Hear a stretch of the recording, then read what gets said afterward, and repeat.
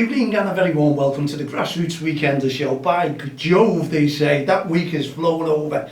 Not just the Grassroots Weekender Show, it's tuned in live with us with KCC Live, 99.8. I got it right, Paul. It's right. And we're joined by co-presenter, the Rud. Welcome to the show. Thank you very much, Mal. Good evening, how are you? I'm fantastic. Yourself? You had a good week, by the way? Yeah, pity about this weather though, isn't it? Not just the weather, Paul, we had to talk about something else in it, because I've got to let our listeners and our viewers know that I've never known so many Evertonians in all my life to get in touch with me. Do you know what? It really is upsetting, because I'm taking some stick. 7-2, they're at top of the league. Even if we beat them in a derby, they're still top of the league. Unless we really put 9-10 past them. They've definitely come out the woodwork now, these Blue Noses, I tell you. I really don't know where they all come from. I've never seen so many on social media, so many texting me, so many getting in touch with me. How are you doing, Mal? Well, you look on all those like video clips of famous people and things like that. For some reason, they've managed to put Everton's song that went to #1 in the iTunes onto these videos. I even seen Maradona dancing. I just couldn't believe it. It's got us, hasn't it? It really has, you know. Yeah. And honestly, I'm a red through and through. You're a red through and through. You go on the match as well. But you've got to hold your hands up, haven't you? You've got to turn around and say, we got defeated. You'll probably laugh when I turn around and say, I really don't think Liverpool were that bad. If we'd have put 1 or 2 goals in there a little bit earlier on, it'd have been a totally different ball game. Yeah. And if we could have hit the corner flag with one of our shots for a deflected goal, that would have been okay as well, wouldn't it? Yeah. I've never seen a game with so many deflections in all my life. But how many times have we had a game when we've had Martin Atkinson in the middle of that park and he hasn't given us anything? No, we can't now talk about Martin Atkinson. No. To be honest, I don't think it was the referee's fault at all. No, but you've got to blame someone, haven't you? You've got to blame someone, but at the end of the day, it wasn't the referee's fault, was it? You know, because a deflected goal, he can't blow up. Well, there was more than one deflected goal, wasn't there? Oh, I think 3. Yeah. And I think they had 1 or 2 others that were deflected that went wide. For Aston Villa, a point from relegation last year. Second in the league. To beat the champions, got to get that in, haven't I? To beat the champions 7-2. Is football really, really down and out? Now, I'm not having a go at Everton, not having a go at Aston Villa, not having a go at anyone here. All I'm worrying about is because there's no crowds, and my honest opinion, I think you could say egos are big in football, and I think Liverpool Football Club are missing the fans. I think the players are missing the fans. They work for the fans, they love the fans, they love to pose. Same as other clubs, Manchester City, Manchester United, they love the fans there.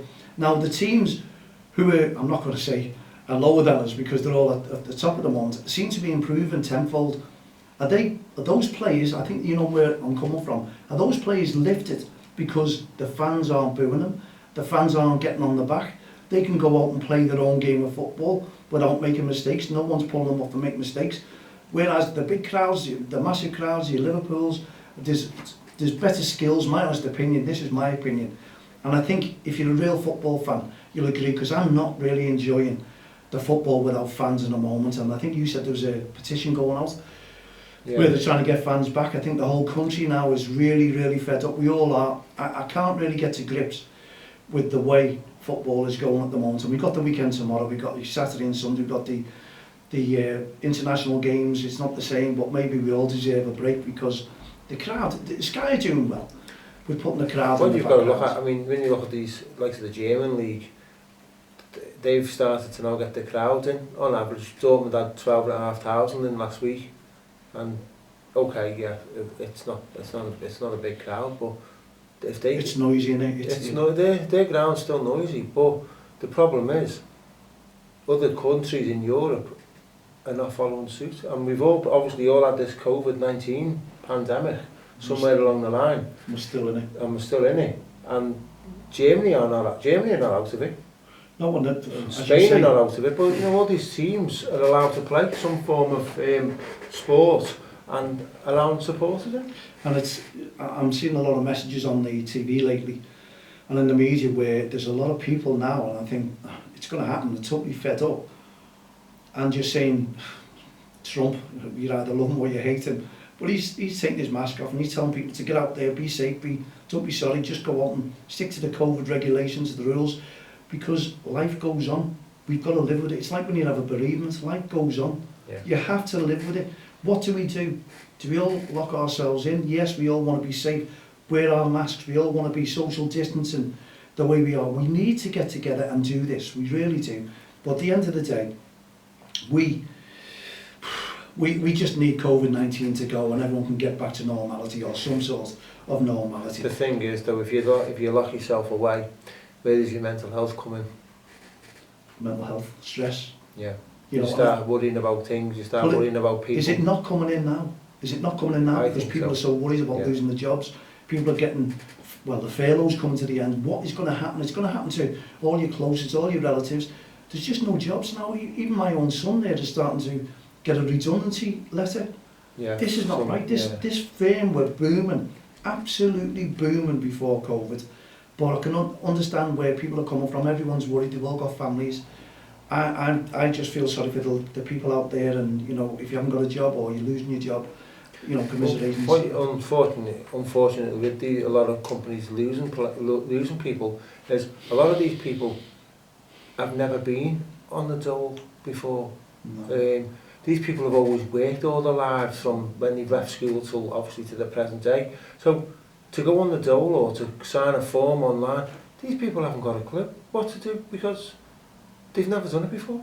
No, they haven't done it before, and we're talking now, obviously this grassroots, we don't want to get into politics, but this is everyday life now, and we've got grassroots football starting and commencing tomorrow, even tonight, because there's Friday night games, so as long as people are safe and sticking to the guidelines, then, you know, I've witnessed, I went last week and watched Friday, Saturday and Sunday. I was shattered by the Sunday because it did really put a lot of effort into it. I was walking around the touchlines, I was talking to coaches, talking to parents, talking to the players, talking to referees. And it's always about COVID and people are off and referees are short, the shortage of referees as well. So if you're out tonight, well, you're probably playing through this now, but good luck to you. Let's just hope that they carry the message through. They all stick to the guidelines. They stick to one parent at the moment or guardian in the hubs, in the football, on grass pitches, if you're allowed to. And tomorrow and Sunday, exactly the same, because we all need to be safe. But what I have noticed, when I'm watching these games, people seem to be happy. People seem to be smiling.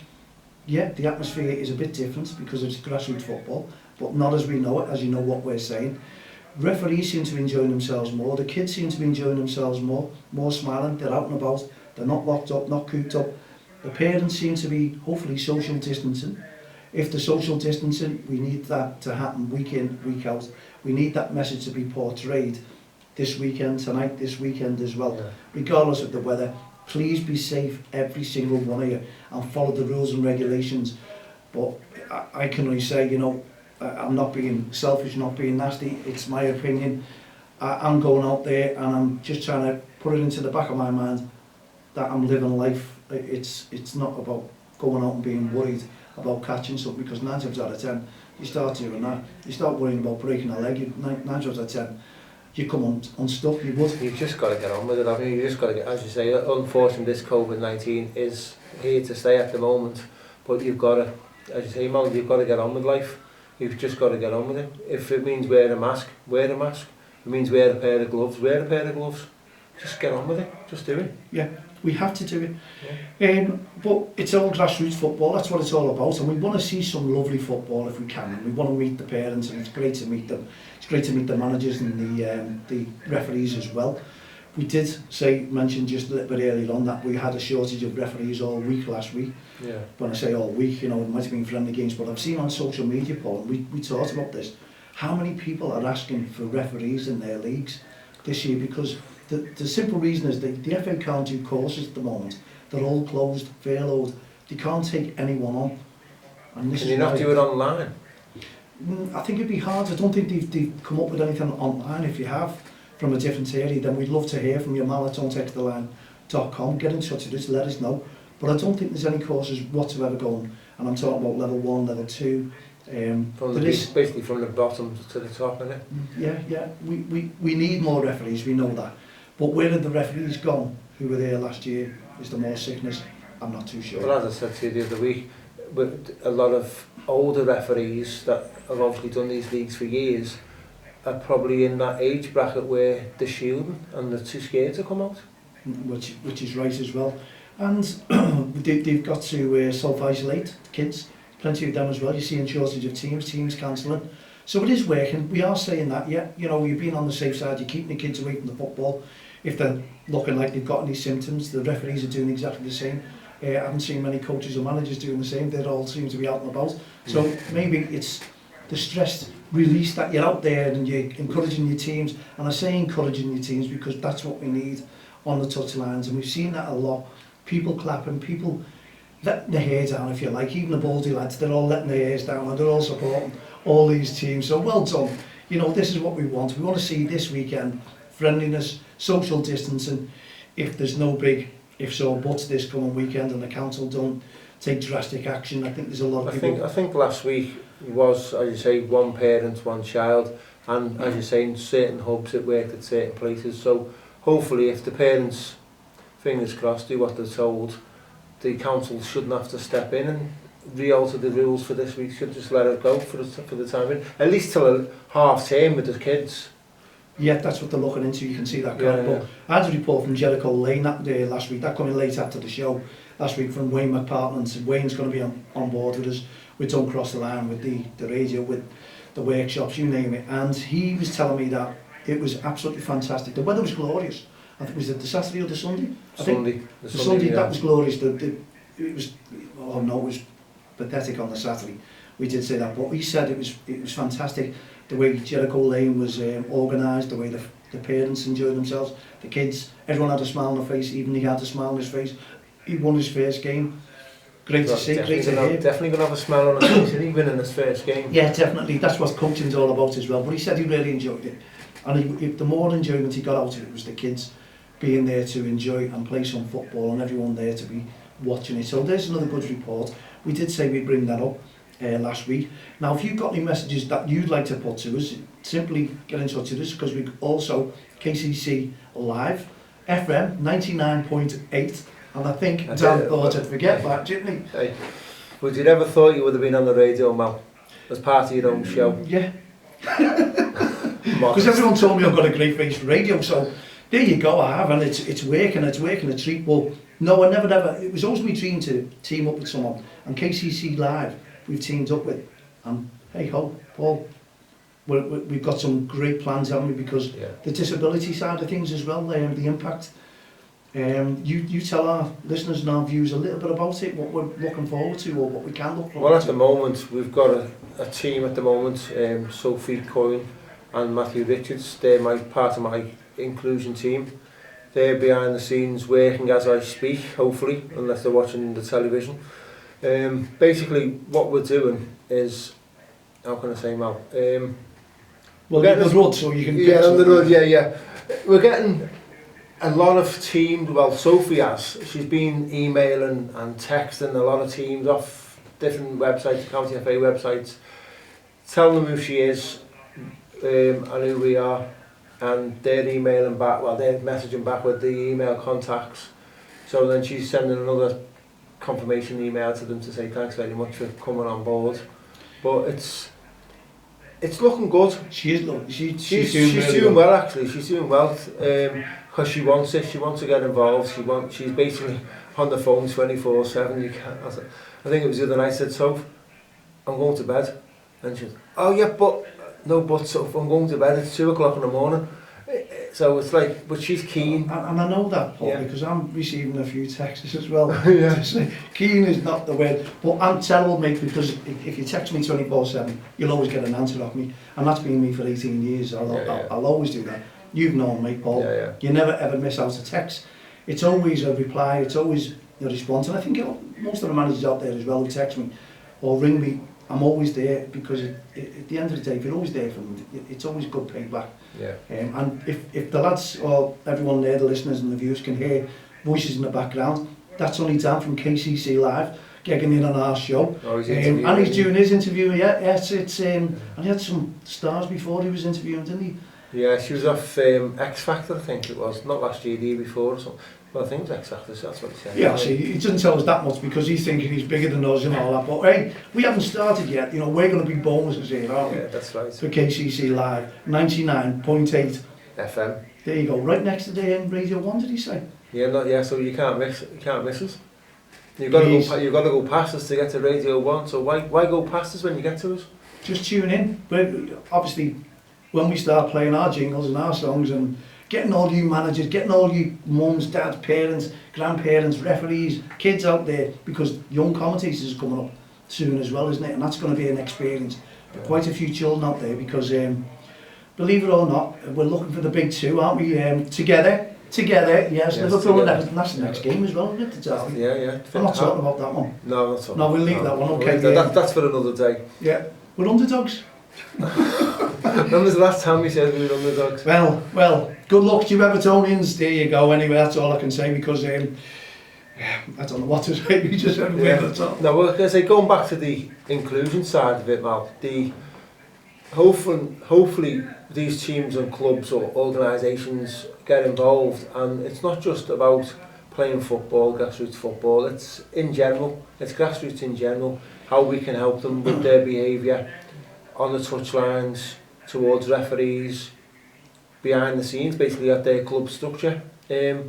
Obviously, a lot of clubs at the moment that are getting involved are out of town, so we are sending them information to them.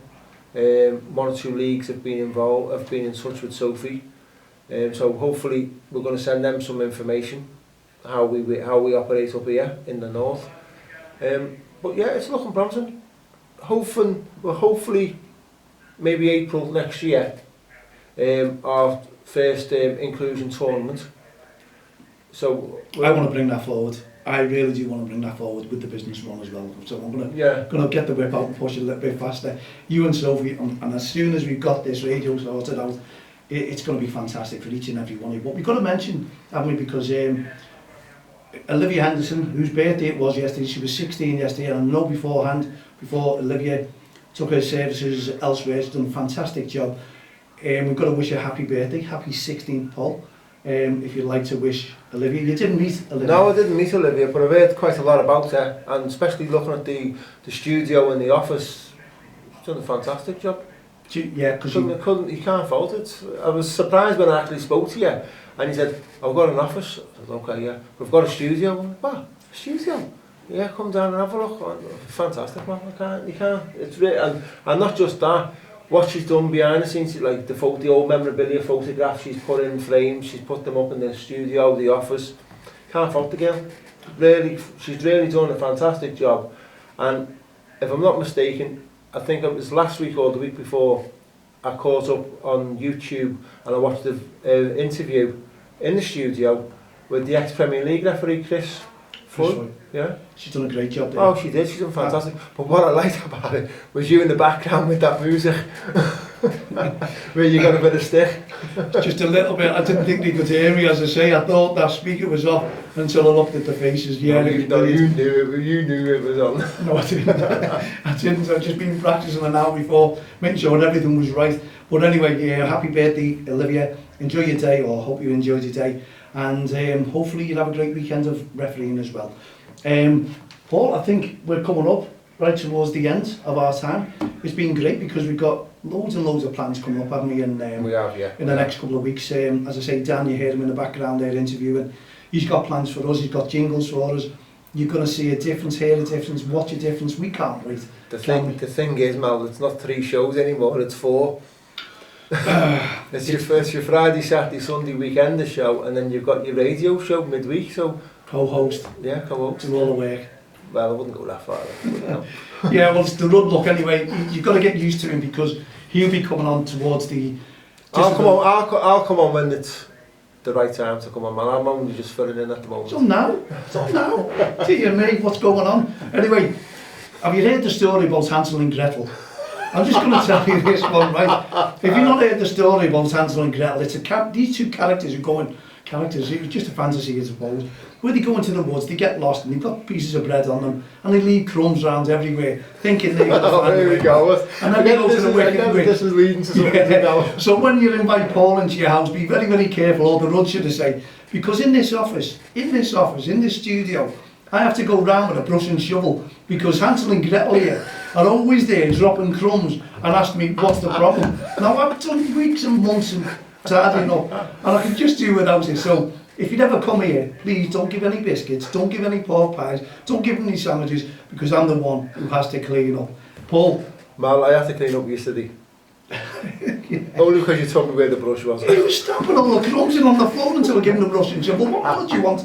Anyway, there you go. We've come to the end of our show. Been absolutely fantastic. Paul, the Rud, has been in again. We're going to be in again next week, the week after that, and the week after that, apparently. I don't know. We've got loads to do according to Dan. Yeah. We're taking over Mal's show.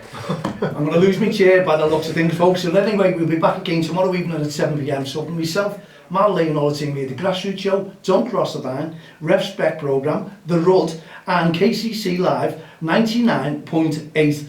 Wow, it's getting a lot, it's getting heavy, but you know what? We're looking forward to tomorrow night's show. See you at 7. Be safe, put your feet up, relax, have a nice drink. Good night, God bless. Good night.